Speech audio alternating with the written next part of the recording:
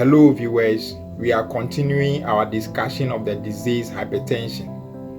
To have better understanding of the current presentation, kindly visit my page at Benaji's Primary Healthcare Media on Facebook, watch my previous videos on the topic, and follow through.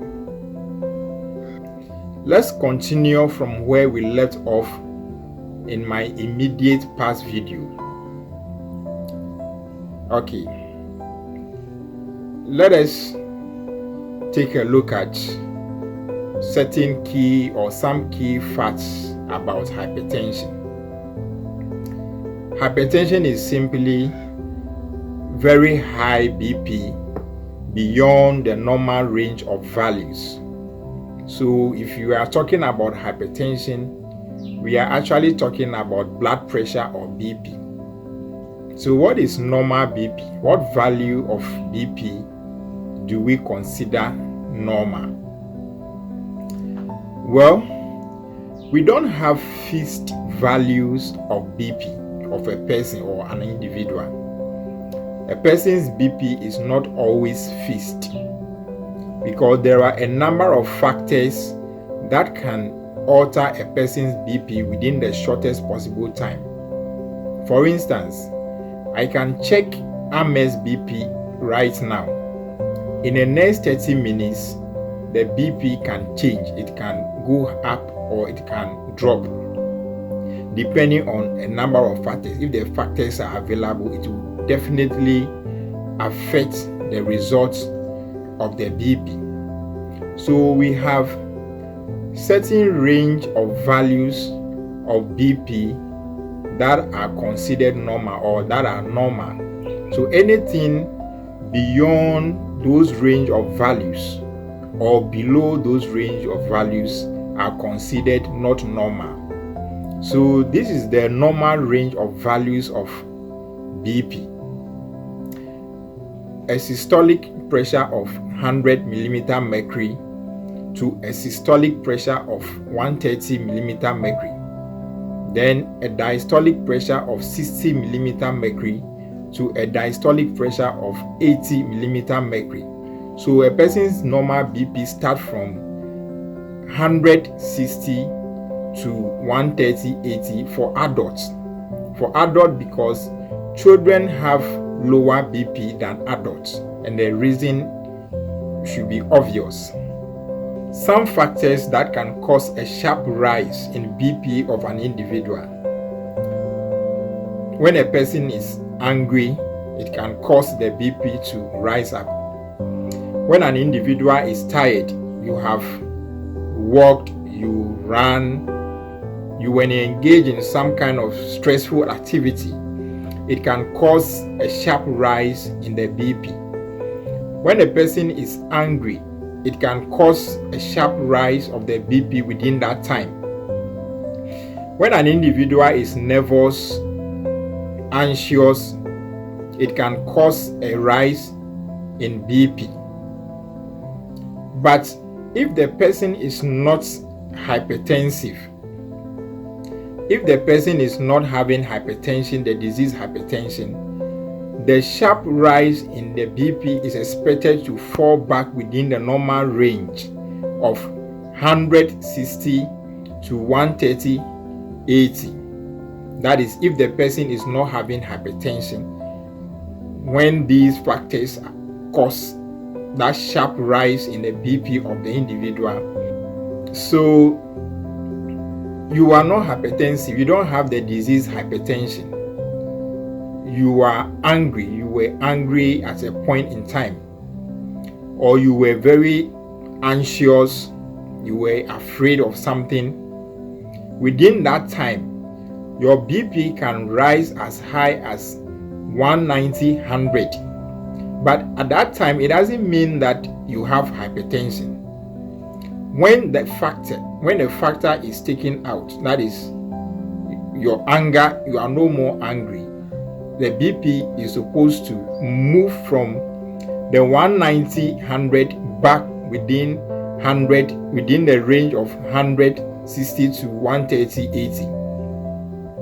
When you are tired and you have rested enough, Your BP that shot up to 190, 100 is expected to move down within a normal range of 160 to 130, 80.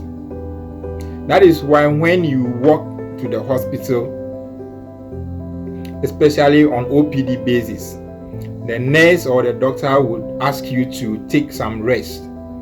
He will ask you to sit down and relax. Sometimes people go to the hospital anxious, not knowing what to expect. So it can cause the BP to rise. So the nurse or the doctor will witfully cause you or help you to relax by asking you to sit down or chat with you on some other issues, just to help you relax for your BP to come to its normal rate without being influenced by some of these factors that we have mentioned. So I observed that these herbal medicine practitioners, there are people who move within the communities selling herbal medicine. A lot of them are not even health workers. They don't even know how to check BP. So they have the digital BP machine, which everyone can use. Anyone can use it. Once you apply the scarf, you can easily use the digital BP machine because it's digital. It will only read and give you the value. The herbal medicine seller comes to your shop and then asks to check your BP. You are working, so you are tired or you are involved in some kind of strenuous activity. So this would definitely cause your BP to rise. In order for him to sell the drug to you, he will then check your BP. Once he gets that high value of maybe 170, 100, he then tells you, Mommy, you have hypertension, so you need to buy this my drug to control your hypertension or to cure your hypertension. I have seen people doing this when I started moving within the communities to screen people for hypertension, and it is not right. Based on what we have learned right now, that there are a number of factors that can alter a person's BP. It is not right that someone will check your BP once and then tell you you have the disease hypertension. In the definition of hypertension, we look at some key terms. BP value beyond 130/80 consistently over a long period of time. So for you to determine that a person is having hypertension, for you to determine that a person is hypertensive, you don't have to check the BP once, twice. You have to check the BP about 3, 4, 5 times on different occasions to determine if the person is hypertensive or not, because it is going to be giving you higher values beyond the normal range that we quoted. So please, don't allow some of these people to come to you in your home, in your shops, tell you something that makes you nervous, check your BP when it is high. Then they sell to you these herbal drugs that it can bring down the BP or it can cure the BP. That is not done. For you to know whether you have hypertension or not, you need to check your BP more than 4 times on different occasions. When you are resting, you are not doing anything. Because when a person is hypertensive, if you have hypertension or you are developing hypertension, no matter how many times your BP is checked, it will definitely give higher value. It will definitely be above the normal range of values. Whether you are sleeping, whether you are resting, it will definitely give higher results. So in this case, the person is developing the disease hypertension, or the person has developed the disease hypertension. Based on what I have just explained, I want to ask you, what is your normal BP? Everyone has normal BP. If you don't know yours, kindly try as much as possible and know your normal BP. It will go a long way to help you. You can check your BP consistently over a long period of time on different occasions and be getting 110/70, 115/70. You won't get a value beyond 120/80. So in this case, you can comfortably say your normal BP is 110/70.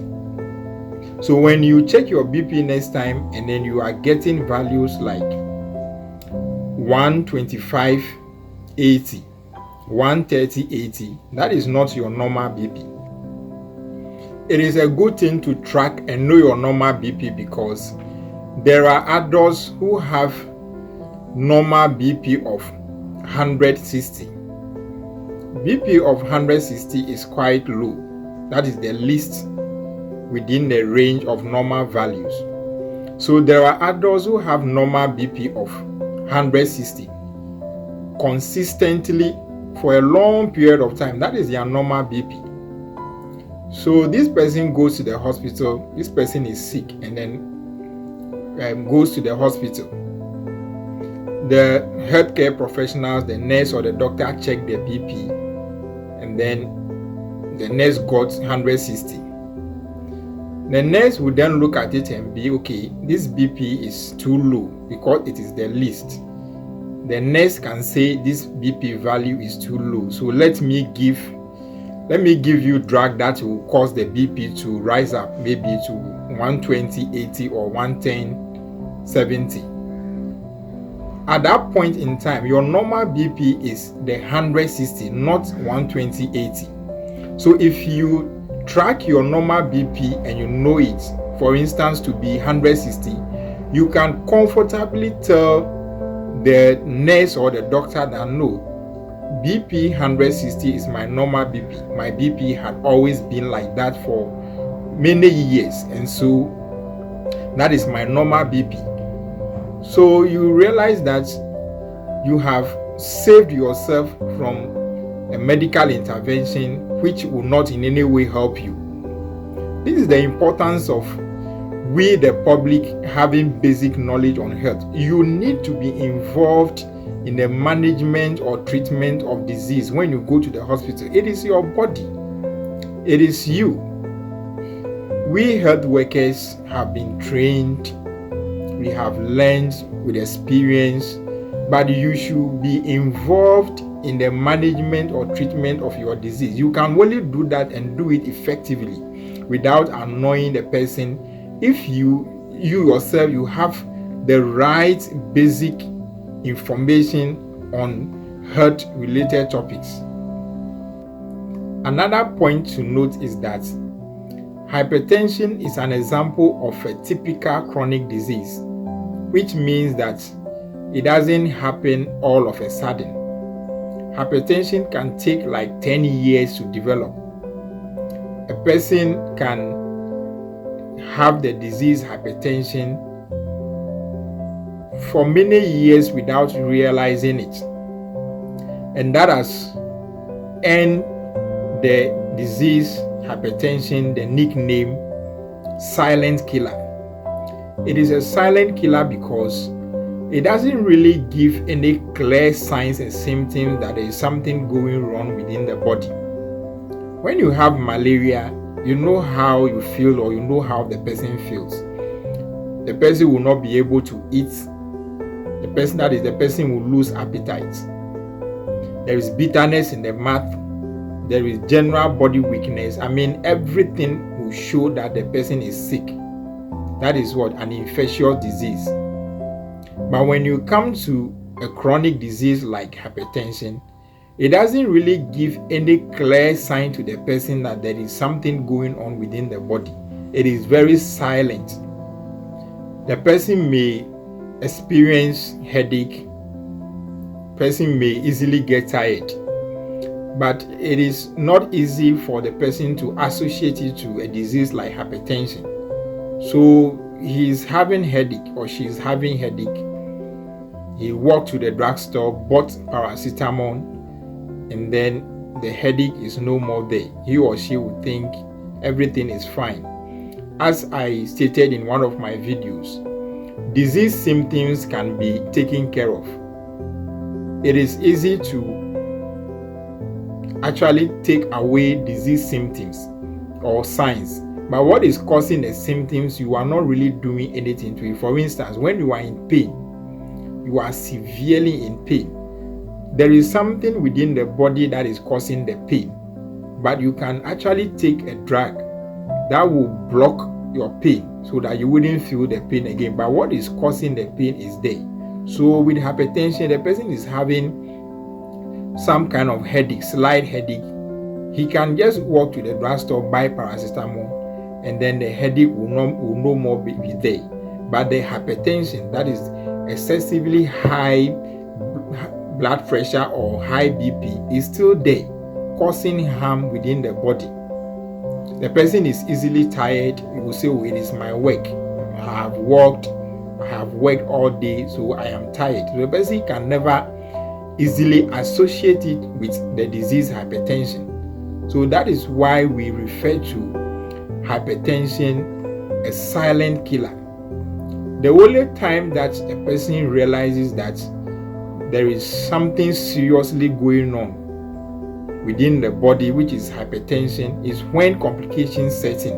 We will be looking at the complications of hypertension later in our videos. Based on this, we have 3 types of hypertension. We have stage 1 hypertension, we have stage 2 hypertension, and then we have stage 3 hypertension or hypertensive emergency.